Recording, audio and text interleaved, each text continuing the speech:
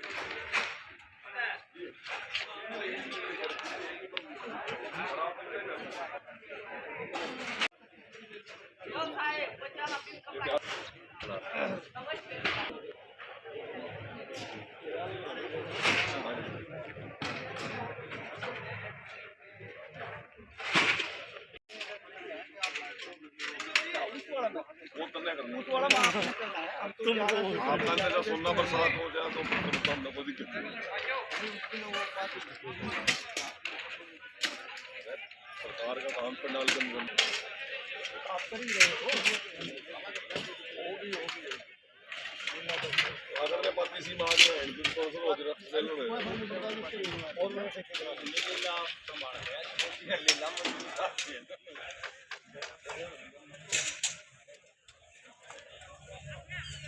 मैं तो पूछ रहा हूँ सुबह जा रहे मैंने तो वहाँ जाना कल कर लेंगे के लिए। अच्छा तो आप मैं तो जाऊँ सर आप पहुँचो, मैं भी वैसे जाऊँ तो 3 बजे आ जाए। अच्छा वो जा रहे हैं 3 बजे रेस्टोरेंट आप कितने बजे पंद्रवाड़ा तक तो मैं इधर चल रहा ठीक है जी।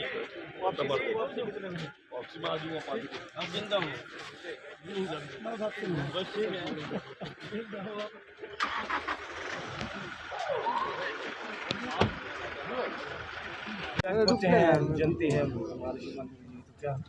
देखिए, हमारी सरकार जब 2014 में बनी थी, मनोहर लाल जी ने एक योजना बनाई थी, संत महापुरुष प्रचार प्रसार योजना।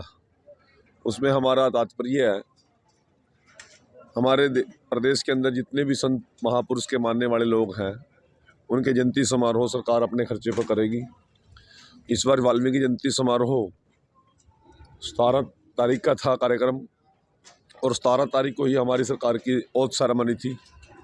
इस पर्पज से उस समय हम वो कार्यक्रम सेलिब्रेट नहीं कर सके। तो हमारे मुख्यमंत्री जी ने चुनाव के दौरान घोषणा की थी कि आप हमारी सरकार बनाओगे तो उसके बाद हम चुनाव के बाद ही वाल्मीकि जयंती का सम्मेलन हम करेंगे।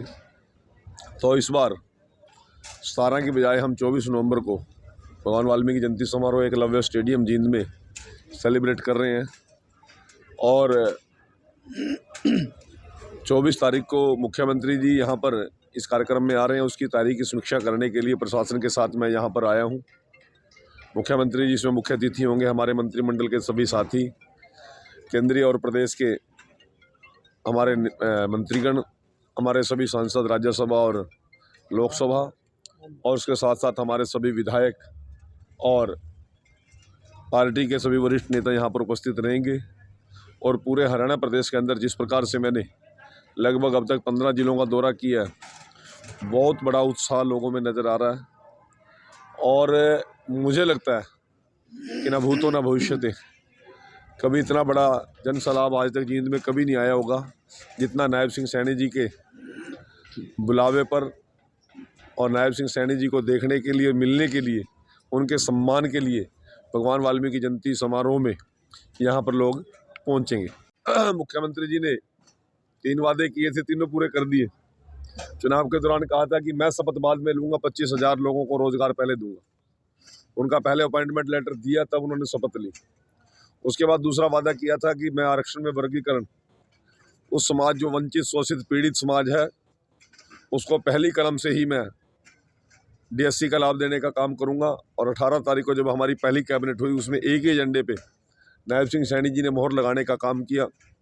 और तीसरा वादा किया था कि 1,20,000 नौजवानों के घरों के अंदर मैं HKRN के माध्यम से उनको रोज़गार की गारंटी दूंगा। उनसे वादा करता हूं कि मेरी सरकार बनने के बाद उनकी रिटायरमेंट तक उनके रोज़गार को किसी प्रकार की दिक्कत नहीं आने दूंगा। और वो विधानसभा सेशन के अंदर वो पारित कर दिया। 1,20,000 परिवारों के अंदर दिवाली का जश्न का माहौल है। लाखों परिवारों के अंदर DSC देने से वहाँ पर भी दिवाली जैसा जश्न मनाया जा रहा है। हमारे 40-50 साल का संघर्ष था, उस पर यदि अंतिम पड़ाव तक लेकर जाने का काम किया तो माननीय नायब सिंह सैनी जी ने किया। इसलिए हमारे पास शब्द नहीं है उनका हम किस प्रकार से आभार प्रकट करें। तो ये सम्मान दिवस भी होगा और वाल्मीकि जयंती का भी कार्यक्रम होगा, इसकी तैयारी में हम लगे हुए हैं। अब लोकसभा में 5 सीट आ गई, जब कहते थे लोकसभा में हाफ, और फिर बाद में कहते थे कि विधानसभा में BJP साफ। अब पता नहीं किस प्रकार के ख्याल कांग्रेस के लोग पाले बैठे थे। अब वो EVM हैक करने की बात कर रहे हैं। मैं आप लोगों से एक बात पूछना चाहता हूँ, यदि EVM हैक करने की बात ही पर 14 पे क्यों कर 90 पे कर लेंगे हम? लोकसभा में 10 की 10 सीटें कर लेंगे। ये बेवजह की आरोप लगाने की कांग्रेस की आदत है, और आरोप लगा के फिर भाग भी जाती है। नहीं, वो हाईकोर्ट में जाने का बात कर रही है। हाईकोर्ट में पहुंची, जिस दिन जावेंगे हाईकोर्ट में देख लेंगे, भी बाजते हैं तो रुक दे को नहीं। जो कहे थे खाद के पीछे किसान मर गया, फिर जब मुख्यमंत्री जी ने सारी बात बताई तो फिर मामला ही कुछ और निकला, फिर भाग्य मैदान छोड़ गए। फिर इन्होंने लाया आरोप कि नौकरियां नहीं मिलती लोगों ने, जब मुख्यमंत्री जी ने आंकड़ा दिया फिर भाग्य मैदान छोड़ के। अपना इनका नेता प्रतिपक्ष अब तक ये चुन नहीं सके, सिर्फ फोटोवल है, नेता है ना, नीयत है कांग्रेस के पास, ना नेतृत्व है, ना लोगों के लिए कोई एजेंडा है। तो उम्मीद करते हैं कि EVM हैक करने सरकार बन गई। EVM हैक करने थोड़ी बनी, वो तो जब DSC समाज ने जींद में नायब सिंह सैनी को आशीर्वाद दिया था, वो तो सरकार उसी दिन बन गई थी। इसका बहम हो रहा है हुड्डा जी का। विधानसभा का विस्तार करने की बात की, अलग से बनाई जाए। देखिए, वो तो आगे हमारा परिसीमन होगा, सीटें बढ़ेंगी। जो विधानसभा हमारा सदन है वो छोटा है, 90 लोग भी, और हमारा जो विधायी कार्य वहाँ विधानसभा में चलता है उसमें भी दिक्कत आती है। 40-60 का फैसला हुआ था, वो 1966 में हुआ था। उसके बाद कितना बड़ा पॉपुलेशन बढ़ी, कितने साधन बढ़े। पहले तो वो विधानसभा में लोग, विधायक लोग बसों में जाते थे। एक टाइम ऐसा भी था कि विधायक लोग भी बस स्टैंड पे उतर के साइकिलों में जाते थे। अब तो हर विधायक के पास भी गाड़ी है, मंत्री के पास भी गाड़ी है, वो स्पेस बहुत कम है। नई विधानसभा की ज़रूरत है और वो बढ़ना भी चाहिए। आने वाले समय के लिए तो जरूरत है, अगले 50 साल के लिए बढ़ेगी चीज़ें। अलग बनाने से चंडीगढ़ का दावा कमजोर बताया उन्होंने। कुछ नहीं, ये विषय पॉलिटिकल विषय कोई क्रिएट करने की कोशिश की जा रही है, ऐसा कुछ नहीं है। और दावा तो हमारा सदा रहेगा, चंडीगढ़ छोड़ देंगे थोड़ी हम। मंत्री जी, एक चंडीगढ़ नेशनल हाईवे बनकर तैयार होगा जम्मू कटरा, बात कीजिए आप। हाँ, इसके बारे में क्या? तो ये तो जींद वालों से पूछो ना, जो एक एक सड़क को तरसते थे, आज 7-7 हाईवे यहाँ से गुजर रहे।